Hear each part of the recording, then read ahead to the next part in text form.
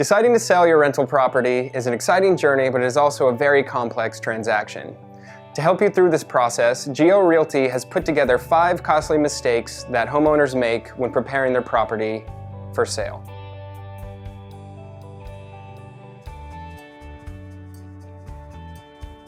The first and maybe most common mistake that sellers make is not understanding the full list of costs that are incurred when selling a property. From preparing the property for the market, including repairs and cleaning and staging, to the back end of the transaction with closing costs from escrow and title, plus your real estate agent's commissions, the costs can add up to tens of thousands of dollars very quickly. So you can anticipate what you'll pocket after the sale of the property. You should always ask your agent for an estimated seller's net sheet before you even begin marketing it. As with every economic decision, you need to weigh the opportunity costs for selling your property now.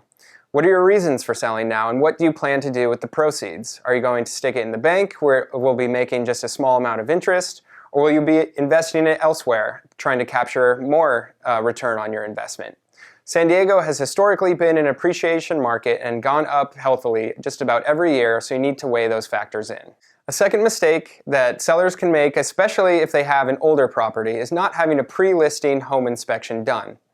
It's a nominal cost of usually $400 to $600 to have a home inspector come on site and do a detailed inspection of the entire property. For example, if you have a detached house that has a foundation that's 60 or 70 years old, it might be prudent to pay for that to be done before you're in escrow to step in front of any major structural issues. The inspector might also find issues like water damage or mold that you'll want to step in front of as well. Another common mistake is selling a property while it's tenant occupied. This is highly recommended against for a few reasons, the most important being that you probably won't net as much as you would if the property was vacant and staged. When you're showing a tenant-occupied property, you have to work around their schedule and you have to work around their personal belongings. For example, if they have kids or pets, you're going to have to set strict showing windows where potential buyers can view the property so that the tenant can prep the property for their arrival. Even if you come to an agreement that the tenant will tidy up or clean before showings, it's very likely it's not going to be nearly as clean or tidy as you would like it to be for prospective buyers. Typically, the tenant's furnishings and personal property won't be as appealing as a property that is professionally staged. The tenant might have pictures or decorations that are polarizing and potentially be off-putting to prospective buyers. Especially with COVID-19, working around the tenant's schedule to show the property to prospective buyers can be very tough. In fact, tenants might not be cooperative at all in having strangers come to the house to walk through it. Unless you're in dire financial straits and need to exit from the property quickly, we highly recommend against listing a tenant-occupied property. A property that's professionally staged and vacant should net you more in the end, and it will avoid the headaches of showing a tenant-occupied property. For more information on why you shouldn't list a tenant-occupied property, please follow the link below. Another mistake that we frequently see is sellers wanting to price their home too high. If you've lived in the home, or if it's been a family home, or if you've owned it for a long time, we understand that there might be sentimental or emotional value attached to it, and you want to sell it for as much as possible. However, if you've had multiple brokerages run a valuation for you and you still want to list it for higher than their recommendation, you're probably overpriced. When you overprice your property, you do yourself a major disservice by hindering your marketing efforts the first couple of weeks on the market. The first 2 weeks are critical to getting as much interest as possible, as that's when it's fresh on the market and people are getting notifications that there's a new listing.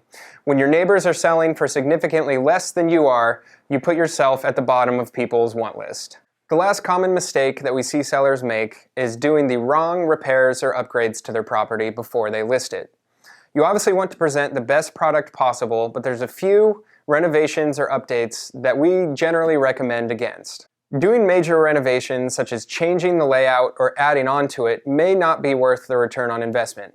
You should consult with your agent to see if adding a bathroom or changing a room layout would actually earn you more in the end. Another potentially polarizing addition is installing a pool in the yard.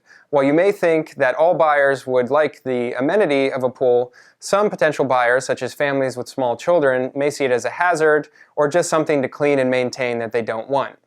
And when it comes to upgrades, you should consult your agent to get their input on what finishes are trendy and popular for your neighborhood in particular, so you don't do a mismatched update. There are some updates that have a great return on investment and ones that we generally recommend to our clients.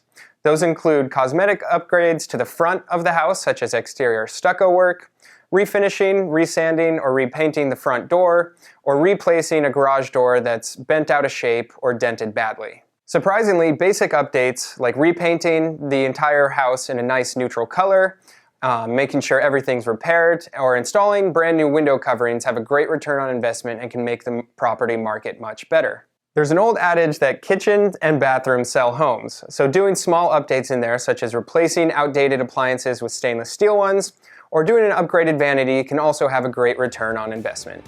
These are just 5 of the most common costly mistakes that sellers make. If you would like more information, or if you would like a free sales valuation of your property, please email GL Realty and Investments at sales@glrealtysd.com.